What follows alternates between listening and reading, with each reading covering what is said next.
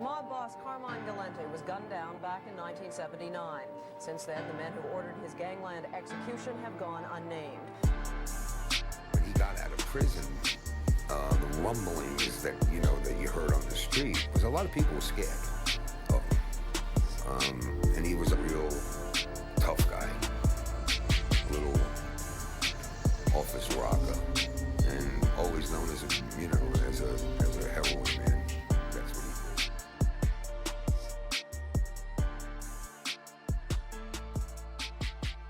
Good evening. I'm Marvin Scott, and this is the 10 o'clock Weekend News.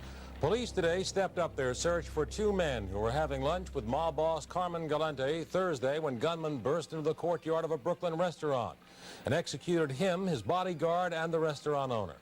Police have released these pictures of Cesar Benventri and Baldo Amato, who they describe as henchmen for the crime family Galante headed. Benventri and Amato were believed to have left the table just moments before the shooting. They have not been seen since. In all, he spent 25 years in prison, but he rose steadily through the mafia ranks, from enforcer to chieftain. Along the way, according to authorities, he's believed to have killed or ordered the killing of about 100 men. Galante's legal front was a dry cleaning shop in New York's Little Italy, but his real interests embraced gambling, prostitution, loan sharking, and most of all, heroin and other drugs. Last fall, while in prison for breaking parole by consorting with known criminals, Galante was placed under federal protection after authorities reportedly were tipped off that a rival mafia group had put out a contract on him. After he was released on bail last March, 60 Minutes filmed this conversation between Galante and his lawyer, Roy Cohn. I'm going to leave in the morning. I'm going to the country. Good. What are you going to do when you get to the country? Well, I planted peppers last week, now I'm going to plant tomatoes. In the 1960s, the history of the mafia changed forever when the Sicilian mob began flooding the United States with an illicit and lethal narcotic: heroin. Heroin would turn the mafia into a global organization and make them more money than they had ever made before. But it would also sow the seeds of their own destruction. A battle would rage on the streets between a new breed of ruthless mafioso and a new kind of policeman prepared to risk everything to infiltrate the mafia for the first time. This was a war over billions of dollars, millions of lives, and the future of America itself.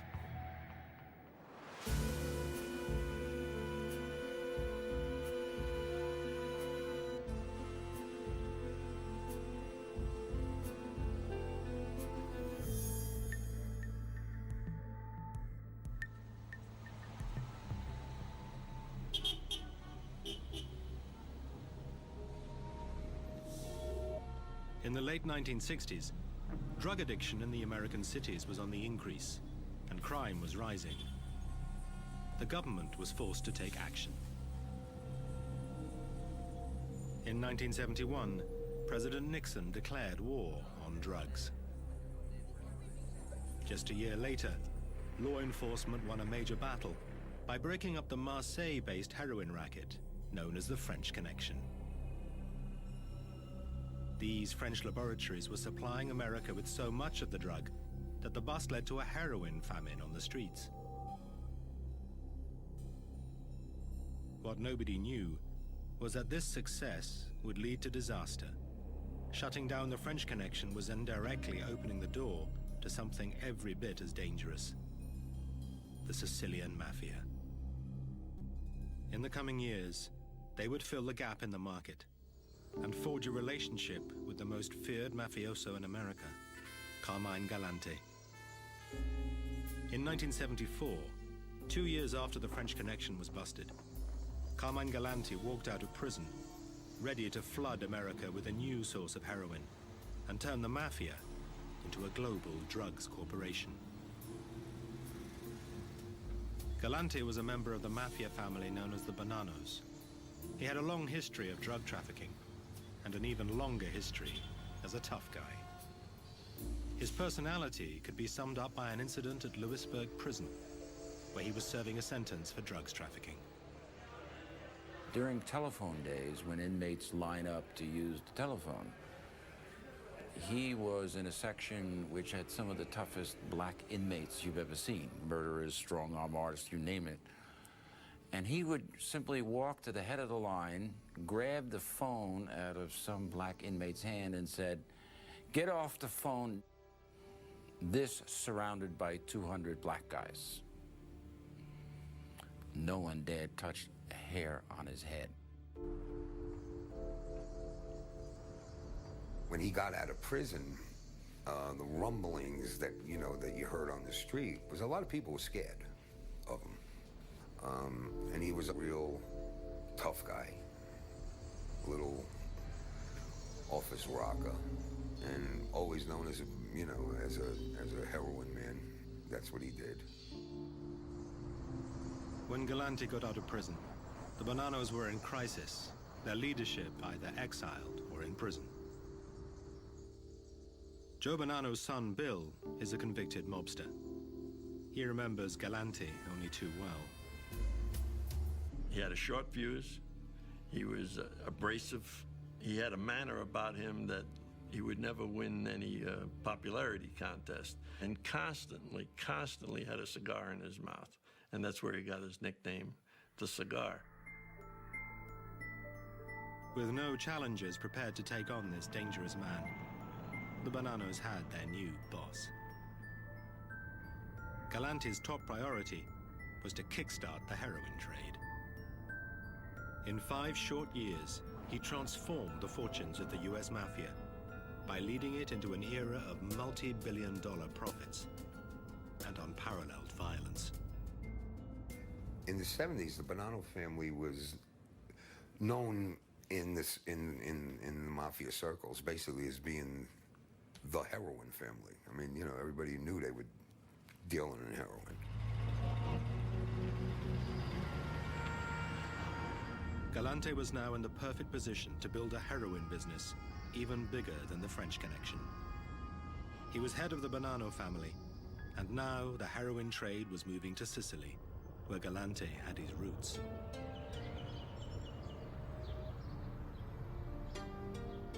Galante was born in New York, but his family came from the town of Castellammare del Golfo in the northwest of Sicily. Sicilians had been emigrating to America for 100 years, but many of their descendants kept strong links with their homeland. Galante was no exception. His plan was to exploit his close ties with the Sicilian mafia to dominate the American heroin trade.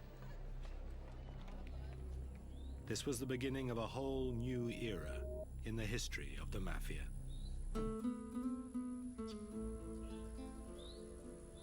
Until now, the Sicilian and American mafia had mainly operated as separate organizations. With the French connection broken, the Sicilian mafia decided to fill the gap in the market, and there was no bigger market than America. The Sicilians set up a sophisticated smuggling system. Pakistani suppliers shipped partially refined opium from Asia via Turkey to a rendezvous point off the coast of Sicily. A transmitter on the seabed alerted the Sicilians when the drug ships had arrived.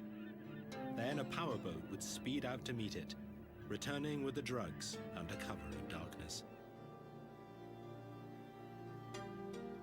The opium base was processed into heroin in laboratories on the west of the island. 3 Sicilian bosses ran this growing trade, but one of them was far more ambitious, far more greedy, and far more dangerous than the others. Totò Riina.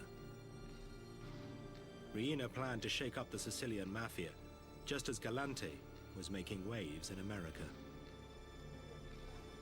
The Sicilian mafia always claimed they adhered to a code of honor, murdering only when necessary, and avoiding the killing of innocents, women and children.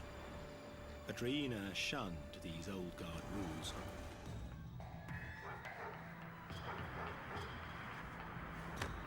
Riina was as ambitious as he was ruthless. He was determined to become the boss of bosses, head of the Sicilian mafia. To achieve this, he would commit so many atrocities that he became known simply as the Beast.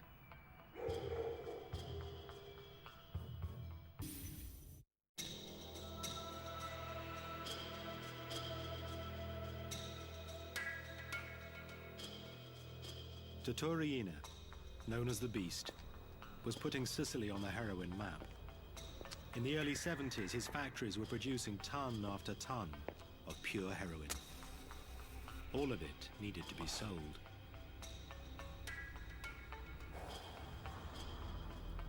On the other side of the Atlantic, Carmine Galante and the American mafia could see that there were huge sums to be made selling Sicilian heroin. But there was also a problem. Throughout its history, the US mafia had vowed never to be associated with drugs. The Chicago mob, known as the Outfit, was one of the most vocal opponents of the drugs trade. We always knew that if you dealt with drugs, it was a dirty business. And it'd be like you're feeding your own kid narcotics. So it was like taboo. And if you got involved with it, you're definitely going to get whacked.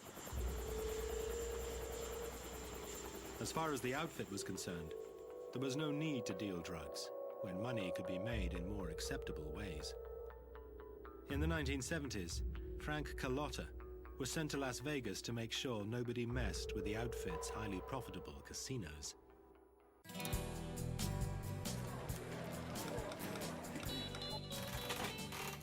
My main job was the casinos, to make sure that everything ran smooth in there was no stealing going on, that they know that our presence was there, that if they did mess around, that they would get hit in the head. For Carlotta and his crew, running casinos earned them respect in a way drugs never would. Actually, it was great. It was beautiful. I mean, you had everything you needed out there. You had anything you wanted to do. Movie stars, they wanted to be involved with you. You wanted to be involved with them. Anywhere you went, you got the red carpet treatment. It was like you were respected. I think you were respected. I'm hoping that I wasn't feared, but in some cases you were feared. And if that brought respect, well, then it brought respect. But for others, the huge profits of heroin dealing were hard to resist. From his beginnings in suburban Brooklyn, Dominic Montilio grew up to be a member of the notorious New York crime family, the Gambinos. He dealt drugs for the mafia for many years. The word that filtered down, just saying, if you got caught, dealing drugs, was an immediate death sentence. But the real message that came down was just don't get caught.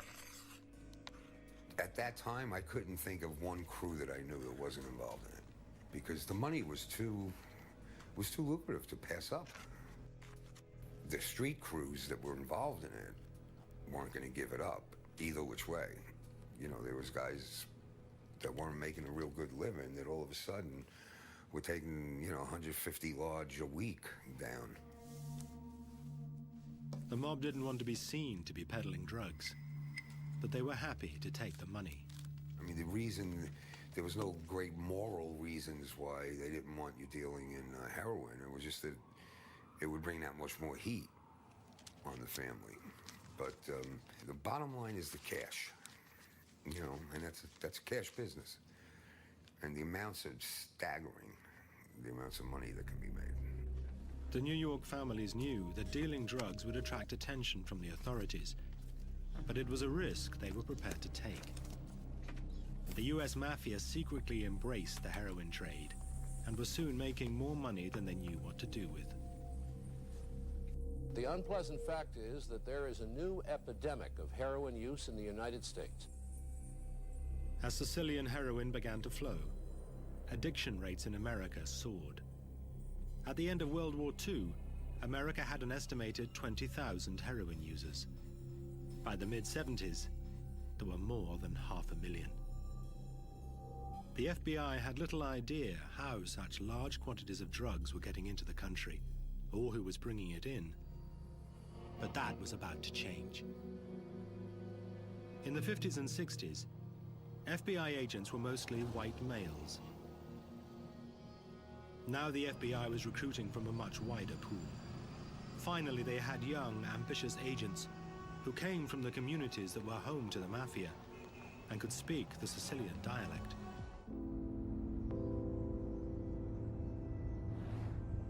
Joe Pistone was a young FBI agent from a Sicilian background. His mission was to infiltrate the mafia, something that had never been done before. I grew up in New Jersey, and I grew up in an Italian neighborhood. And in this neighborhood, there were mafia guys, mob guys, and I went to high school with sons of mob guys. So I knew about the mafia growing up. It wasn't foreign to me when I became an FBI agent. So I was pretty well versed in the ways and traditions of the mafia. Joe Pistone's dream was always to be a cop. Growing up, it was easy. It would have been easy to go, to go crooked or become bent because you're in the neighborhood, you see what's going on. There are guys doing illegal activities. But I never had an inkling to go toward that because of my parents. I mean, I know if I ever did anything wrong that I get a good swift boot in the rear end from my father. On July the 7th, 1969, Pistone was sworn in as a special agent of the FBI. 7 years later, he disappeared from everyday life and developed a new identity. Everybody needs a legend, and that's a history, a legend, a history. And so, you pick a name, and I picked Donnie Brasco, and I picked a jewel thief, burglar, jewel thief, because it's a profession that is not involved in violence. Not many jewel thieves are in jail for murder. So you want a legend that is a non-violent legend, and you want one where you can provide somebody with something. So I could come around with precious gems, jewels, and tell them that I had just pulled a score. Pistone's job was to work his way into a mafia family. The risks were great, but if he pulled it off, he had the chance to expose a secret world of crime. One wrong move, and he faced almost certain death.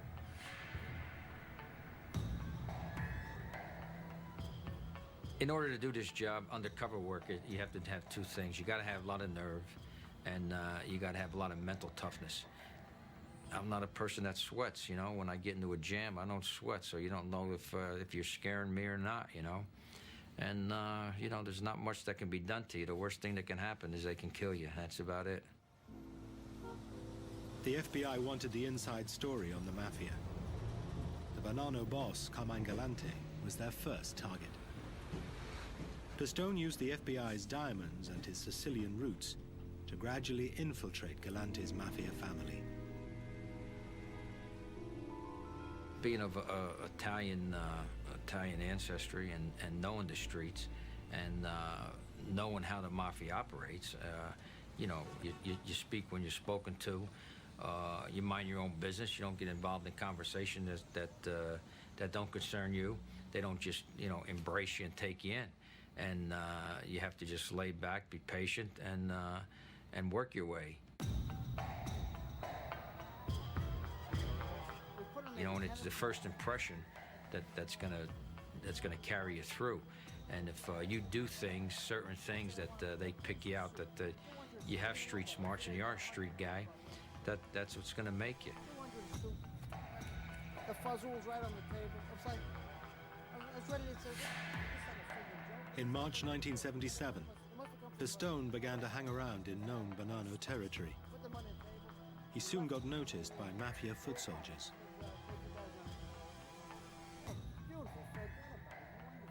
One of the wise guys Pistone met was Lefty Ruggiero.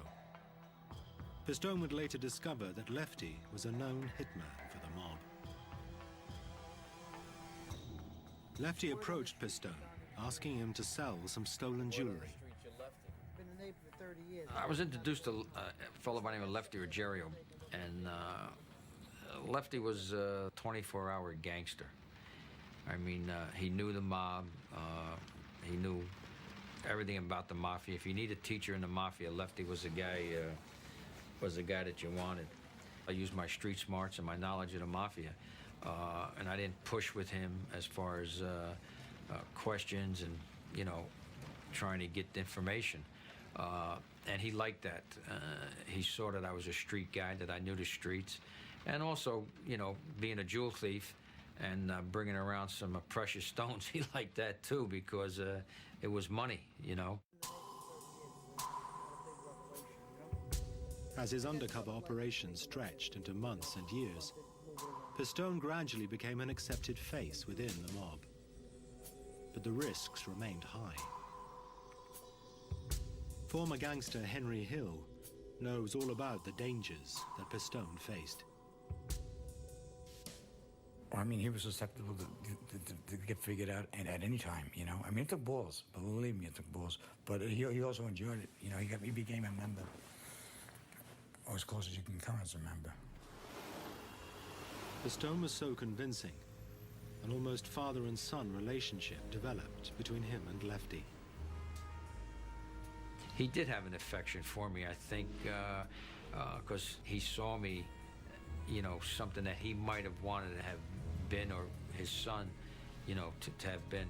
And he introduced me to his family and his wife, and I spent a lot of times at his house having dinner. So it became more than just a, you know, gangster on gangster relationship. By the summer of 1977, Pistone had won Lefty's trust. But would he ever get any closer to heroin boss Carmine Galante? I was with Lefty one night, and he said we gotta go. We gotta go somewhere, and I said, well, where we're going? And he said, well, I'll tell you when we get there. Galante was having a meeting in there, and it was our job to stand outside and make sure that the meeting went smooth and nothing happened. Basically, we were outside guarding them. This was a big opportunity for Pistone. And I asked him, I said, you know, Left, can't we go inside? And he says, what are you, crazy? You can't go in there and sit down when the boss is meeting. You can't even meet the boss. You know, he doesn't meet anybody on your level. He says, we got to stand out here until we're told, till they release us, till we're told we can go. You know, it was kind of an adrenaline rush. A lot of things go through your mind, but the main thing was that if I get killed, I'm going to get killed as a wise guy, not as an FBI agent here. You know, here I'm an FBI agent working undercover, and you know, nobody ever got to be close to a boss, let alone guard him. Pistone did not get as close to Galante as he wanted, but he learned important facts about his operation. Before Pistone went undercover, the FBI had some idea about the inner workings of the mob. Now, for the first time, an agent was able to confirm the way the mafia was organized from the inside. Pistone told the FBI how each family was structured into a military formation. At the top was the head of the family. Working directly for him was an underboss and an advisor, known as a consigliere. Beneath them were the capos, each of whom ran a crew of 5 to 10 foot soldiers. This structure meant the boss was always several layers away from the foot soldiers and the crimes they committed, making it almost impossible to convict the head of the family. This was vital intelligence in the war against the mob, but it was just the beginning. Pistone also managed to find out the secret of Galante's meteoric rise within the New York Mafia. Joe came back to us telling us about Sicilians whom the American mafia figures were referring to as Zips. And to him, this meant that these Sicilian mafia figures within the Bonanno family were actually being used to commit murder, dealing in drugs, heroin. That was a just unbelievable revelation. I met some Sicilian that were members of the mafia, and these guys were made guys over in Sicily and then brought over here. But the Sicilians had their own clique over here in the U.S. Galante had imported his own private army of ruthless Sicilian mafiosi. Galante's two key guys that he brought over were Caesar Bonaventure and Baldo Amato. He brought them over from Sicily, and they were with him constantly. And I think one of the reasons why he did bring him over is that he felt a better sense of security with the Sicilians, because I guess he felt they were still loyal to the tradition. They weren't Americanized yet. Galante's new bodyguards made waves in the Bonanno family. There was a lot of friction, I found, between the American mafia and the Sicilians, even though they were married up into one family. I mean, anyway, Lefty and Sonny and the other Americans thought that they were looking to take over the family, and that the other American mafia guys didn't trust them and didn't like them. The Sicilian and American mafia were cut from very different cloth. In the past, the Sicilians had embraced rules and traditions, but that was changing. They'd kill anyone, you know, where we had certain rules. You know, it sounds strange, but there were rules as to, you know, who you had to get permission from to go do a piece of work, or you couldn't kill a guy in front of his family, and you know, they didn't have those rules. These new ruthless Sicilians were from a mafia clan based in Corleone, a remote rural town deep in the mountains of Sicily. Corleone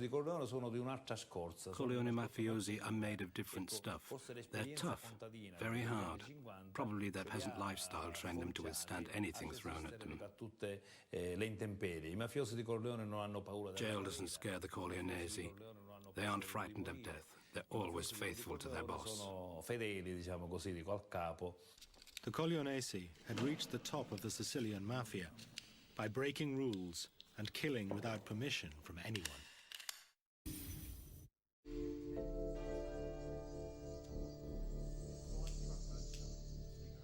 In the American mafia, obedience to your superiors was deeply ingrained. The godfather of the American mafia, Charlie Lucky Luciano, had formed an organization known as the Commission back in 1931. This was like the board of directors of the mafia. All the heads of the families would meet to settle disputes and decide on strategy. The Commission imposed discipline on the warring families. Rules were agreed, which changed little over decades.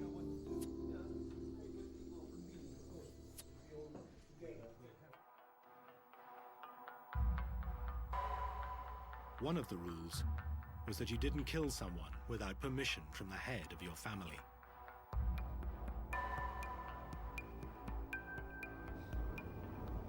Las Vegas mobster Frank Galante nearly paid the ultimate price when this rule was broken, thanks to his ruthless boss, Tony Spilotro. I grew up with this Tony guy. He was a very good friend, and as I said, you know, very good friends are the ones that are going to get you killed. And when he had ordered me to whack some guy out here, I asked him, "Did you get the okay from back home?" And he said, "Yeah." And he promised me he did. Well, he never did get the okay from home. And he got a call from one of the bosses back there, and they said, "What are you guys doing out there?"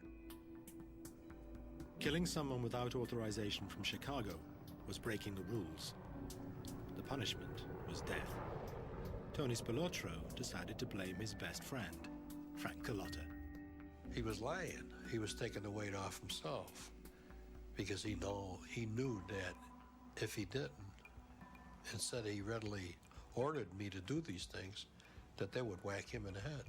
So he shifted everything over to me. That was my best friend. We shined shoes together when we were 12, 13 years old. So all my life. He's the guy that actually was the guy that told me, when I get to be a big man, you're my right-hand man. And I was. But that's the same guy that was going to sell me out to save his ass and get me whacked.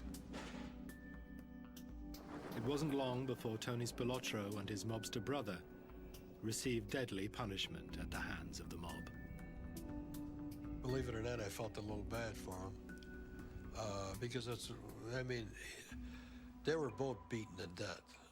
They weren't shot, they weren't strangled, they weren't knifed.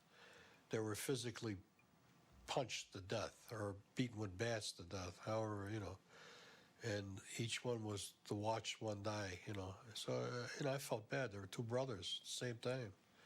You know, I grew up with the guy. Even though the guy tried to kill me, I still felt bad.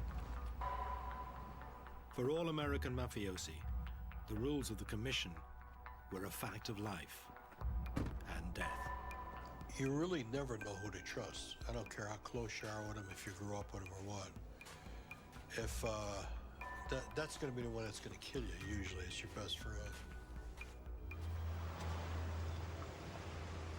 Carmine Galante didn't care about the commission or its rules. He believed the American mafia was soft and that his connections with the ruthless Sicilians made him invincible. But there was more than one advantage of having an alliance with the old country. At first, nobody thought much about it. But then the rest of the mafia began to get really nervous because they began to ask themselves, now, why is he bringing in so many of these zips? And everybody put two and two together. These guys are running heroin.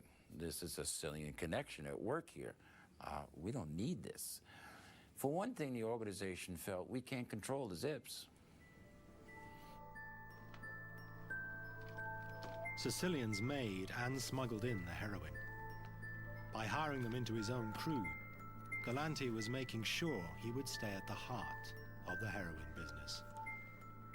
For what he was trying to do with in the heroin business, it would have been, you know, good for him to be aligned with the more Sicilians, the better, because that's where, you know, the pipeline came from.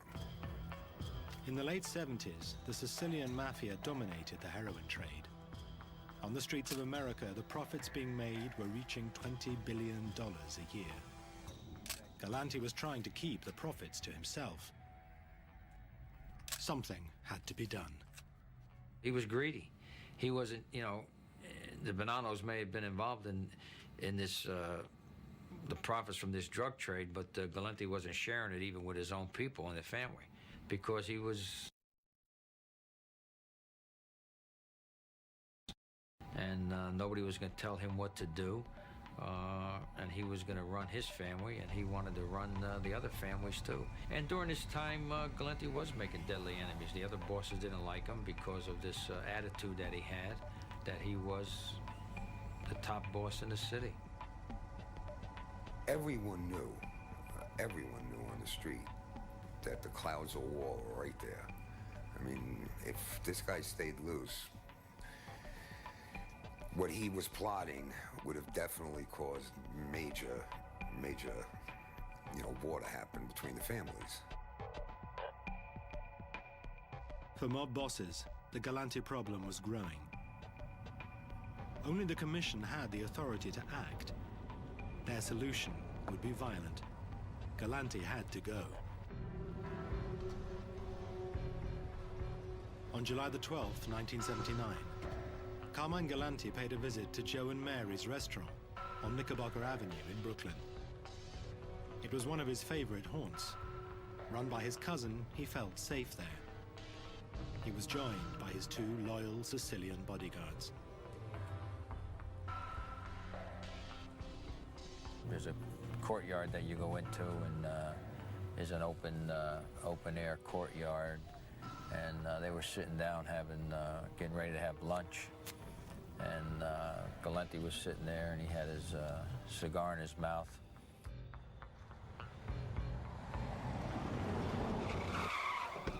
Three guys pull up outside, jump out of a car. They run in the restaurant and start blasting away.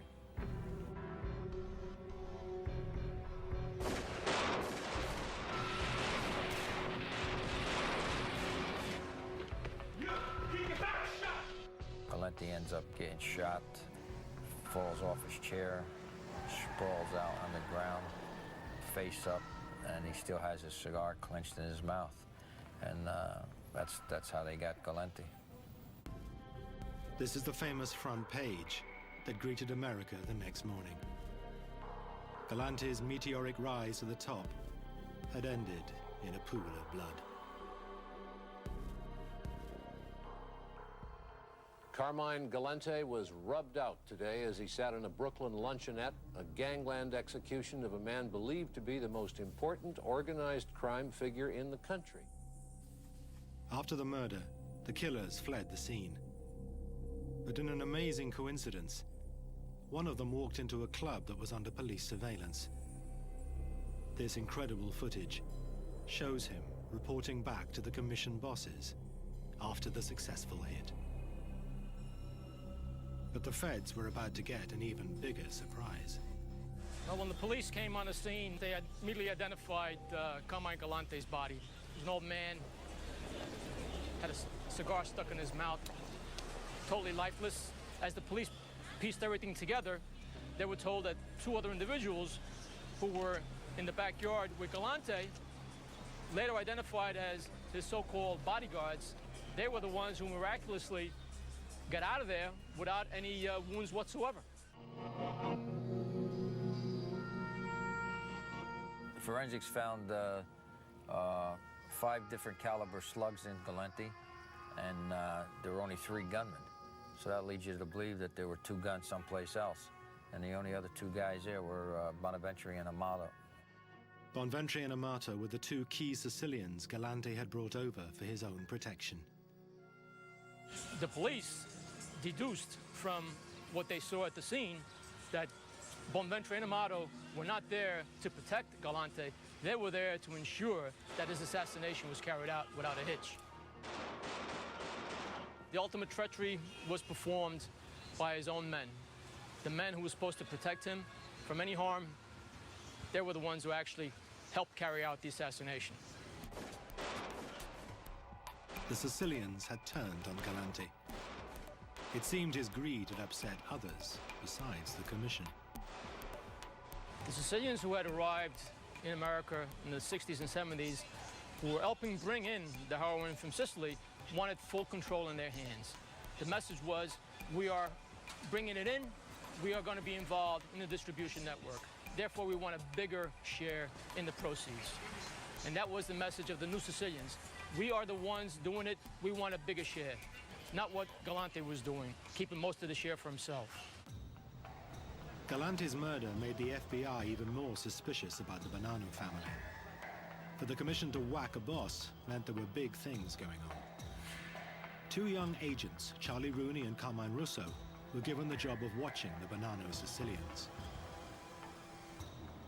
This is the area where myself and my partner, Charlie Rooney, spent a lot of time conducting surveillance.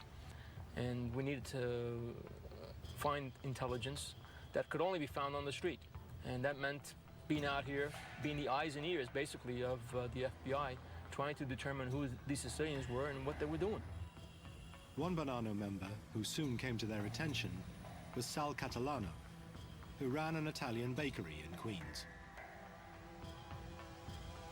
The FBI realized that Catalano was a key figure in the heroin trade. Suspicious packages were constantly being exchanged, probably containing either heroin or money.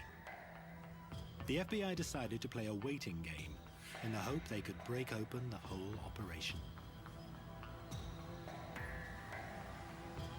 One of the things that we in the FBI, and of course all of law enforcement, wanted to know was how were they bringing the heroin into the United States at that time. Over the next 5 years, Russo and Rooney's surveillance operation evolved into the largest investigation the FBI had ever undertaken. Finally, after recording and translating more than 55,000 wiretaps, the team of 400 agents worked out how the mafia smuggled heroin into America.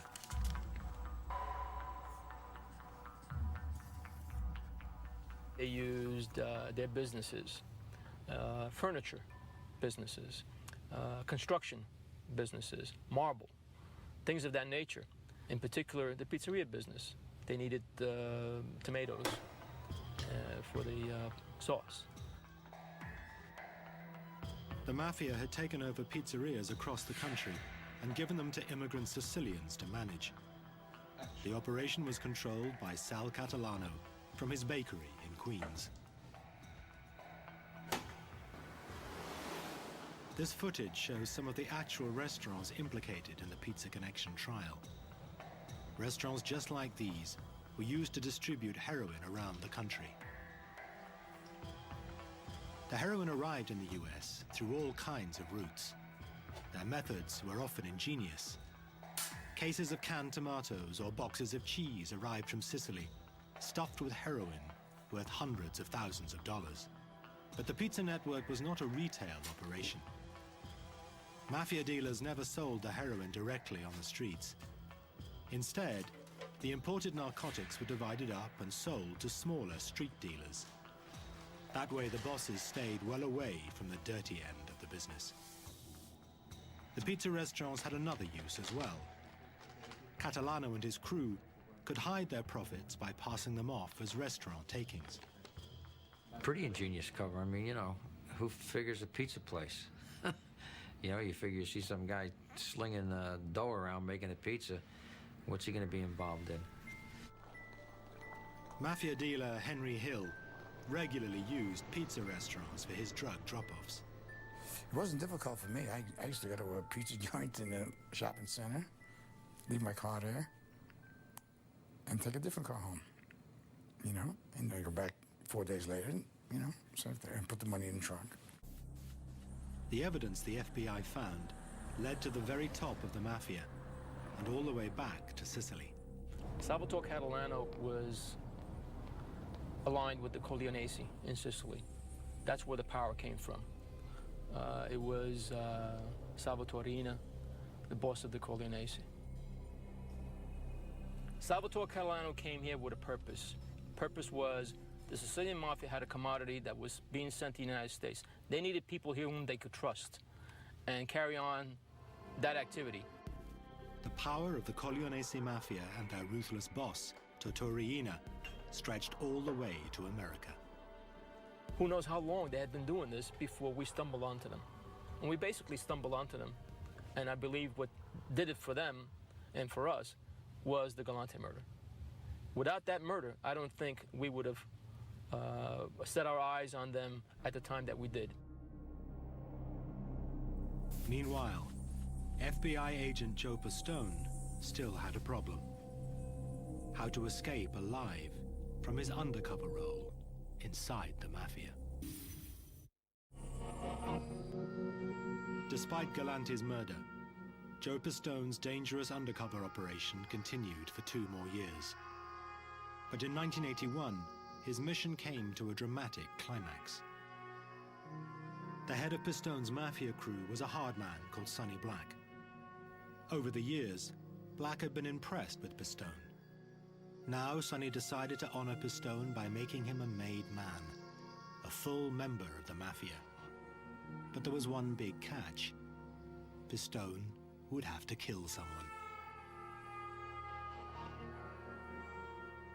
When Sonny Black gave me the contract to do the hit, I mean, you can't refuse it. You have to take the contract, otherwise you're the next guy that's going to get killed, because you know, that's just part of being a mob guy, a mafia guy, is that because you don't do hits on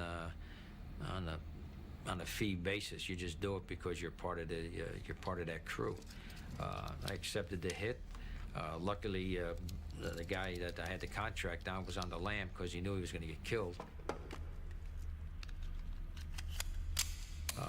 But I went looking for him. I went to Florida, back to New York, and couldn't find him because he was in hiding. In a twist of fate, Pistone was asked to whack one of the men who had assassinated Carmine Galante. But it was not to be. The FBI could not allow an agent to commit murder. On July the 26th, 1981, Pistone was pulled out. Did the kids ask about me? The FBI decided to tell Pistone's mafia contacts that he was an undercover agent. Despite Galante's murder, Joe Pistone's dangerous undercover operation continued for 2 more years. But in 1981, his mission came to a dramatic climax. The head of Pistone's mafia crew was a hard man called Sonny Black. Over the years, Black had been impressed with Pistone. Now Sonny decided to honor Pistone by making him a made man, a full member of the Mafia. But there was one big catch. Pistone would have to kill. He was in a body bag, and they had chopped off his hands.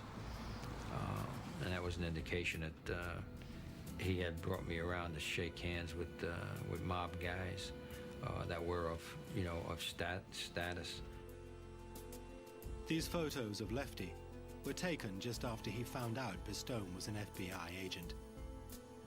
He knew he was in big trouble. The Mafia would never forgive such a mistake. The Bonanos put out a contract on Lefty Ruggiero. But the FBI found out and snatched him into custody before the killers got to him. Pistone gave evidence against Lefty, and he was sentenced to 20 years. He died of cancer on Thanksgiving Day, 1995. At least Lefty didn't get clipped, you know. He lived his life in jail. He got what he deserved. I mean, you know, I didn't make Lefty a gangster. I didn't make Sonny a gang. I didn't make any of these guys gangsters. They were gangsters before I got there. They were gangsters while I was there, and they were gangsters after I left.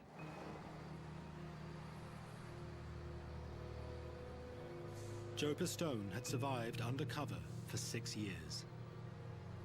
But I mean, you know, that's a long time to spend undercover with that, you know, with a crew that's, you know, more than capable of killing you and taking you apart, you know, dumping your body's parts somewhere. And to have those guys trust you to a point, I mean, I never heard an FBI guy coming close to getting made. You know, I mean, they were looking to make him. Bullshitted his way through it, and then he got addicted to it. And it took the government a lot of years. And, you know, I mean, they got a lot of cases out of it, but it almost destroyed his life, you know. And he thought he was a wise guy, you know, and he thought he was an FBI agent. After being pulled out, Pistone spent the next 5 years testifying against his Mafia buddies. Then in 1986, he left the FBI to write a book about his experiences. But his life would never be the same again. Even now, he lives under an assumed name, under constant threat of assassination. The Mafia put a contract out on me when the operation terminated and I surfaced. My identity showed up. Am I worried about it? I don't think about it every day. Just take precautions and go about living the way I live. And if it happens, it happens, and the best man will win. Thanks to the efforts of law enforcement agents like Joe Pistone and Carmine Russo, the Pizza Connection investigation seriously weakened the American Mafia. After years of making vast profits from narcotics, it would take much more than that to stop them. No one could have foreseen that in the coming years, the actions of one Mafia boss would change everything and bring the American and Sicilian Mafia to their knees.